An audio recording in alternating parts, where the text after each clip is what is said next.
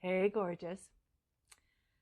I want to talk today about living in a totalitarian home. What a mouthful. What is totalitarianism? It's no personal freedom, conformity, fear, and repression. That's what it means on a personal level. So how did this actually living in a totalitarian home affect me? Well, my mother, not too surprising, was a narcissistic, controlling, abusive person. And I was petrified, full of fear all the time. Was I conforming? Absolutely. Was I scared? Absolutely. Did she manipulate it? Absolutely. She totally did. And it was such a dark period of time that even as a child, she had me kill kittens. She did. I was a child. And she goes, I want you to go kill those kittens. And of course, I was conforming. Did that have a permanent mark on me? Oh my God, yes.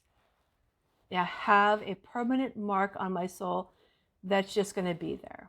It just is. So I have to protect it. But also what happened is over the course of time, there was another fantastic experience with my mom. She told me that I would never be loved and I would never be wealthy. This happened when I was a teenager. And decades later, it came to the surface when I was actually ready to face it, to actually acknowledge it. The pain in my heart, it was brutal for pretty much every day for almost 2 weeks. And then I needed to recognize, A, what it was. How do I remove that? How do I make space for love and wealth in my life? And that's the cool stuff, is we get to choose how to, grow through those experiences. How do we let it go? And I learned really the power of understanding and forgiveness and knowing that she carried so much pain within herself, the inability to love and accept and give love in return. She never learned this. Humbly give and graciously receive. Fill your cup. So the house was always full of disaster. It was always full of fear. And the interesting thing is that I let it go. I let it go. That was her journey. I often thought, why is she doing that? But I get why she's doing it. Because she lived in a household that did not provide her with those values and those qualities to provide an environment that is full of love and warmth and caring and all the positive emotions in the home. Now, what's also interesting is that there was someone else that was living in the household that chose a different direction. They chose to suppress it. And they did not choose to take responsibility for how they let it go. And this individual is sick, really sick, because guess what they're carrying? Dis-ease. There's no calm in there. There's no acceptance in there. There's no letting go. They don't know how to. Hence the dis-ease disease. She's a beautiful soul that's lost. She's lost her authentic self. And the path that she's choosing, it's painful to watch, but also it's her journey. It's her journey, her path, and that's also letting it go. Now, what's also really interesting is I learned this as well over the course of, my childhood, is my mother also said that I was very lazy. Wow, that's a good one to carry, isn't it? So I became a master of the human doing, not the human being, the human doing. Became so innate that I was so used to working 6 days a week, I never even thought about it. Rest? What was that? That never existed in my life. So it's kind of funny how we pick up these things that are not serving us at all. And it's like, okay, we just keep going. We just keep going. We just keep going. And I was really battling myself completely and entirely, which was not in alignment with me. I was just allowing that to sit around until the world said, you're stopping, for a big purpose as well. So that's kind of like my story. And we're going to talk about how to overcome these situations. How do you actually learn when you have these situations to overcome them?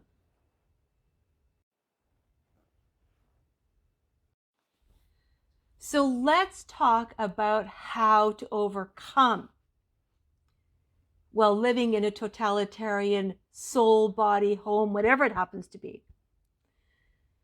The first thing you have to be able to do is tap into how you feel in those spaces. How do you feel? When you actually trust how you feel, that's the first step. Recognize it. Perfect example for me is I've been traveling to people's homes, assisting them with something.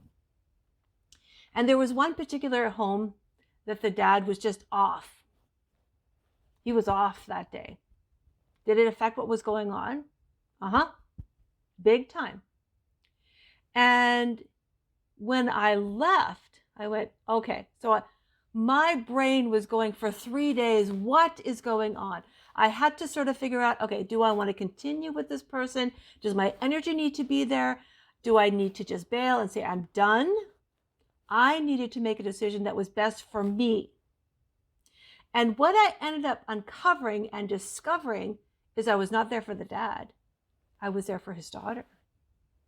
She needed my energy. She needed the support. She needs that in her life because of what's happening in that home environment. So after that, I'm focusing only on the energy of her and I. That's it. Not what the dad is doing. I stopped being, well, cordial and nice and all the other things. I stopped. I sort of said, you know what? I don't need that energy on me. I don't. I'd say hi. I'd be polite. But when I was engaging with his daughter, very different energy. This is me. She gets all of my authentic self. That's really important. Be all of your authentic self with the energy that is open to receiving all of your authentic self. If they're not, close the door, move around, adjust to whatever's going on. So after I finished my interaction with his daughter, when I left, I had to cry. I did. I had to cry because I had to balance between what was going on with the environment and myself. So if you're leaving something and you're like, I don't know why you need to cry, I don't know why I need to get angry, be those things. Just say, I'm disappointed, it's uncomfortable, I don't like it, but find out your purpose behind why you're doing what you're doing. When you redirect the energy, which is something that you control, not what's going on in the home environment, because that's their energy, but how you bring your energy to that particular situation. That is empowerment of self. So listen to your body. Do you feel like you need to cry? Do you feel like you need to get angry? Do you feel like you're disappointed? These are all emotional things to recognize. Talk about it, especially with somebody that loves you unconditionally. Let it out. Reposition what's going on. And just remember, the power that you carry within is the power that goes to and through you and into the universe, which brings you back the good that you carry. I love this quote. Positive emotions, not thoughts, emotions, forms the side of the stream that carries you to riches. No matter how small it is, whether it's an engagement in a cashier lineup, maybe it's your server, maybe it's just a smile, all of that, what you put out there flows to you. That is what you carry. So recognize how you feel, carry the positive emotions. If you need to vent, get it out, get it out. Redirect the energy by looking at what the good is of the situation. That is how you overcome it. And it's not just the words you use. Words are powerful. It's how you feel about the words that you're choosing. That is how you actually overcome living or being in that type of living, that totalitarian living, because then you are literally freeing your thoughts, feelings that are in alignment with you, with your truly authentic self. And if somebody doesn't like it, that's okay. Close the door.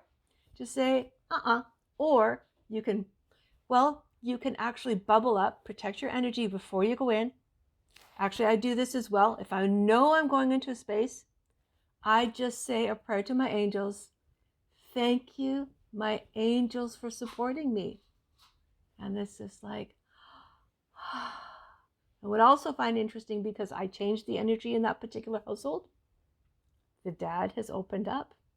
He's actually wanting to engage with me, but he's also carrying some he's not living his authentic life. And the only reason I know that is because I feel it. You can feel it. I feel blessed that I can feel the energy of the room. And that is like a blessing, but sometimes it can be challenging as well. But I feel blessed that I can pick those things up. So those are the ways and the steps to be able to assist with going on if you happen to be in or around a totalitarian state of being. Have an amazing day.